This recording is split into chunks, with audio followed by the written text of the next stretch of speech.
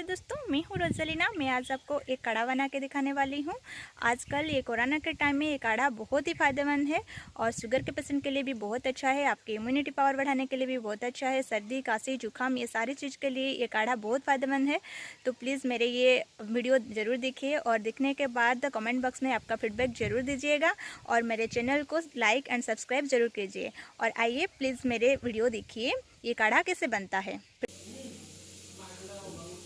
काढ़ा बनाने के लिए गिलोई 6 इंच कुटी हुई, तुलसी 11 पत्तियाँ, काली मिर्च 7 से 8 कुटी हुई, संदर्भ नमक 2 चुटकी, बड़ी इलायची 6 से 7 दाने, एक छोटी हरड़ मैं ऑलरेडी यहाँ पे पीस के रखी हूँ, लौंग 4 से 5 कुटी हुई और गुड़। यहाँ पे आप शहद भी ले सकते हैं। अगर आप डायबिटीज़ पेशेंट है तो शहद या गुड़ स्किप कर सकते हैं। ये सारे चीज़ को मुझे यहाँ पे पीसना है।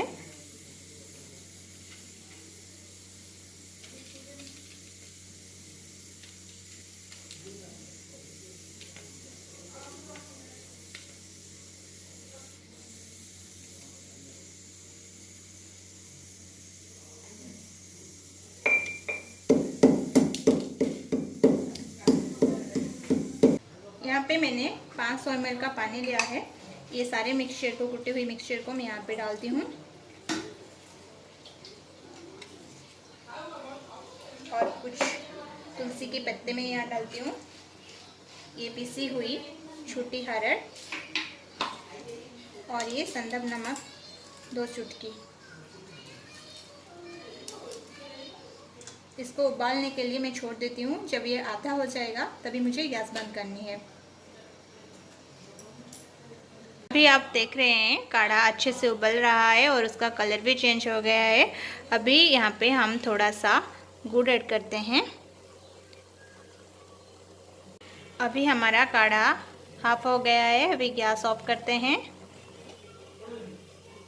ये काढ़ा मेरा प्रिपेयर हो चुका है। अभी इसको मैं छान लेती हूँ।